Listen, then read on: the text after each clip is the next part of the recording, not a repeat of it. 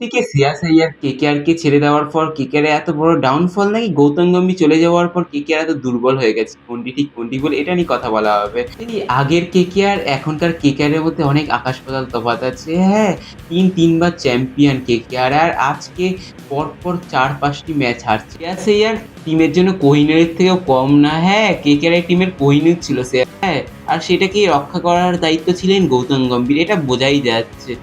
কিন্তু গৌতম গম্ভীর যখন ইন্ডিয়ান টিমে চান্স পেয়ে গেল, তখন শ্রেয়াস আইয়ারকে কিভাবে তারা কেকেআর ম্যানেজমেন্ট ছেড়ে দিতে পারল এটা ভাবা মুশকিল।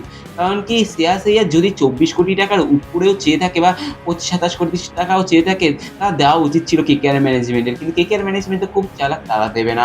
তারা ভাই তোরা চলে যা। আর এখনই মজা নিচ্ছে পাঞ্জাব। পাঞ্জাব তাকে কিনে নিয়েছিল ২৫ কোটি টাকায় আর এখন লাভ করছে।